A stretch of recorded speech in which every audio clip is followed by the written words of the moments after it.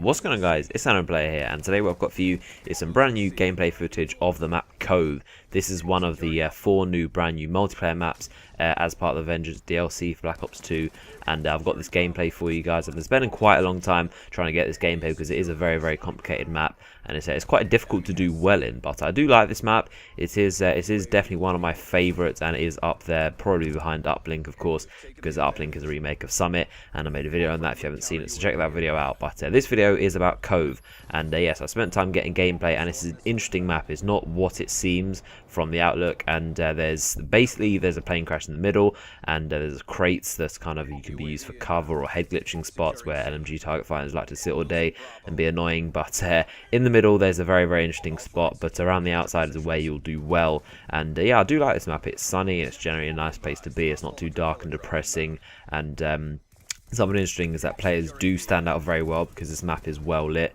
and you can see players pretty easily, as opposed to some of the other maps like Uplink. Unfortunately, the map is very dark, so players do kind of blend in, and armies that have the dark camouflage or dark guns, they all kind of blend in. They'll be harder to see in your peripheral vision. If you just kind of see them, they'll blend into the background a lot easier. So you definitely don't want to be running the cyborg camo on your gun on that map, because that gun, while it is a cool camo, it is not very good for keeping yourself concealed, because you will stick out like a sore thumb with this giant big orange glowing gun. So don't use that on any dark map. But this is the opposite, which is pretty cool, and players do stand out well, so you won't have too much of a hard time trying to actually pick out players.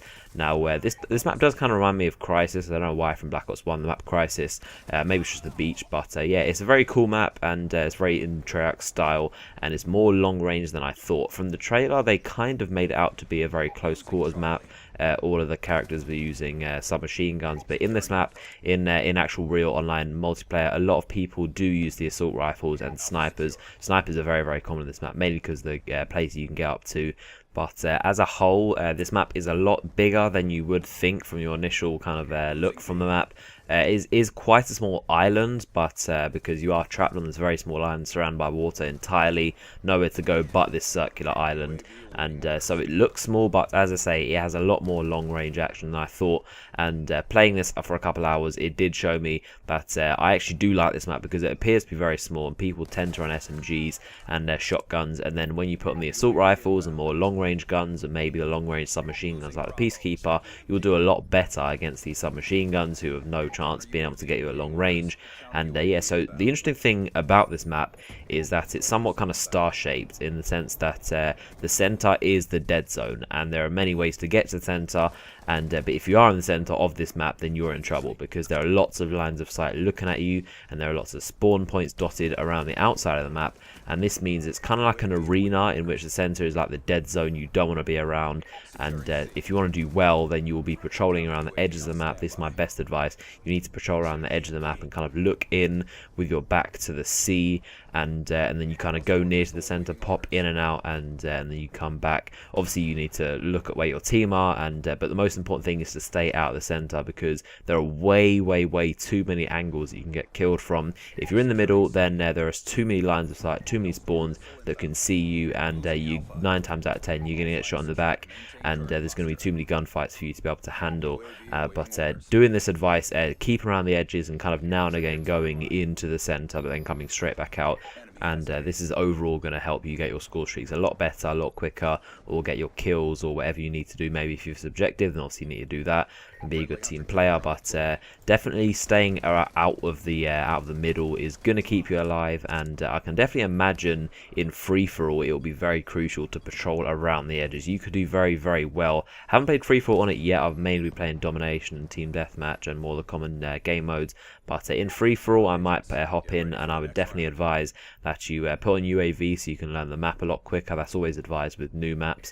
Put on UAV and orbital VSAT and counter UAV, because counter UAV, the enemies don't know the maps. This is the best thing about DLC. The enemies don't know where they're going, and they need to be looking at the map to be able to navigate around it. So if you have counter UAV up, then that's going to block their vision, and they won't know where they go, and they're going to have to look on the actual game instead of using the mini map, and then they're going to have to try and navigate, and they won't really know where they're going.